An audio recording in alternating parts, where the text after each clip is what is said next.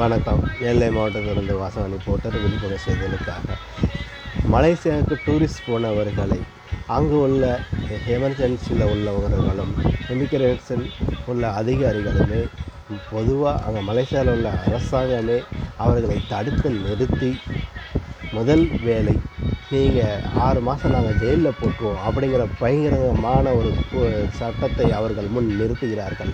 1 2 இல்லை 5 பேர் அவர்களை சுற்றி கொண்டு இந்த மாதிரி வேடுகளை பயன்படுத்தி வருகிறார்கள்.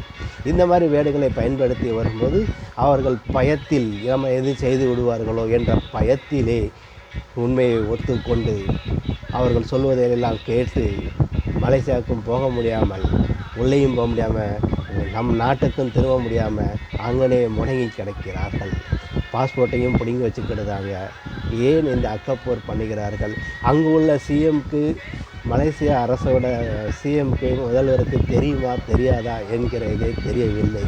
இவர்களே ஒரு குட்டி அரசாங்கத்தை நடத்தி கொண்டு இருக்கிறார்கள். டூரிஸ்ட்டுக்கு எதுக்கு போட்டுட்டு இப்படி இந்த மாதிரி செய்யணும்? அப்போ டூரிஸ்ட் விசாங்கிறது டிக்கெட்டு எல்லாமே இருக்குது, போகிற டிக்கெட்டு ரிட்டன் டிக்கெட்டு எல்லாமே இருக்கிறது. பிறகு எதற்கு தடுக்க வேண்டும்? அப்படி இவர்கள் வேலைக்கு தான் வந்திருக்கிறார்கள் என்றால் அதுக்கு முன்பே போய் வேலை பார்த்துக்கிட்டு இருந்தால் போய் அரெஸ்ட் பண்ணி வெளியே தள்ள வேண்டியதானே. அதை செய்கிறதுக்கு இவங்களுக்கு துப்பு இல்லை. இதை மட்டும் ஏன் இப்படி நாடகமாடி இப்படி அவர்களை பழிவாங்க நினைக்கிறார்கள் என்றே புரியவில்லை. ஆகவே நெல்லை மாவட்டத்திலிருந்து வாசகன் ரிப்போர்ட்டர் சார்பாக இதை கண்காணிக்கப்பட வேண்டும் என்பதே என் உள் நோக்கமாக.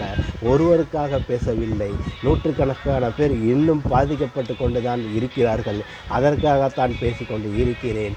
இதை மீண்டும் கவனத்துக்கு கொண்டு வருகிறேன்.